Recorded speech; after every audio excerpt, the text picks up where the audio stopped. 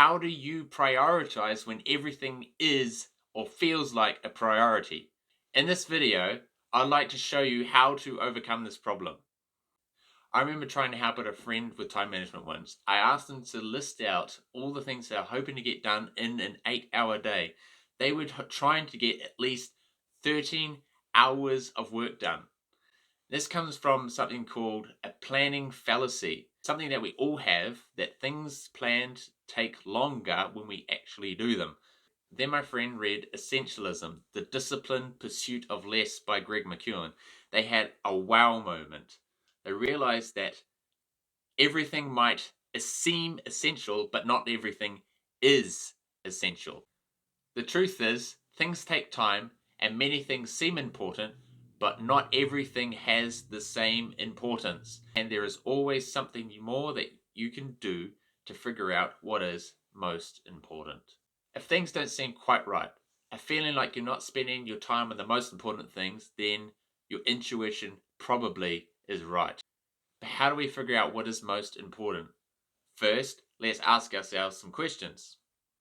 What does done look like? What are you actually trying to achieve with your actions?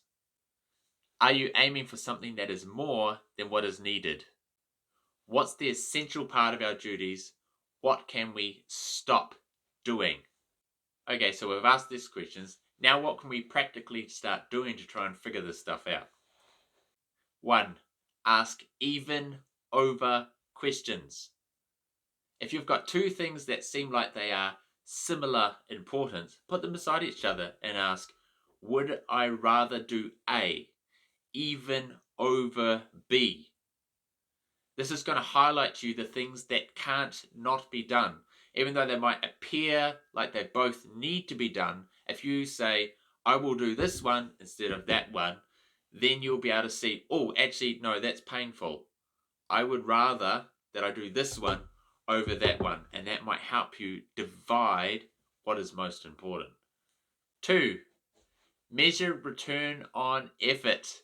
Think of the 80-20 rule, also known as Pareto's principle. 80% of results come from 20% of effort. What would deliver the great amount of results with the least amount of effort? Reduce the variety of your actions and focus on those things that will give you the most effective results. Keep doing what works. When you feel like you've had a productive day, take note of the actions you took and try and turn those into habits. 3. Understand dependencies. If you're part of a team and you constantly feel under pressure, it's possible that you're a bottleneck where a large amount of work has to come through you. If that's the case, the most important tasks that you can be doing are the ones that unleash or unlock work for other people so that they can carry on with their job, or empower other people to do the work that they depend on you to do, ultimately freeing you up to do more or other things. 4. Find one-to-many opportunities. Similar to the previous one we just discussed, how can you empower other people? I've heard it said that if you can teach someone something in less than 30 times the time it takes for you to do the task, then you should teach them and you should delegate it out to them. Also, how can you make repetitive tasks obsolete? Use templates and automations to repeat those things that are exactly the same on every single task. 5. What to focus on when. If you have a lot of things to do that feel like they're important, use these few steps to trim them down to suit the moment that you're in. First, context. What task can you do from where you are right now? Second, time available. Can you get the entire thing done or find a good stopping place for that task? 3. Do you have the energy to do this thing right now, or can you make it simpler so that you do have the energy to do it? Out of the remaining possible tasks that does suit the situation, which one has the highest priority? Number 6. What does done look like? Coming back to where we started, are you setting your standards too high? Is it better to send 6 reports or 3 perfect ones? My struggle is with focusing on the important tasks when there are other things that are also quite important that need doing.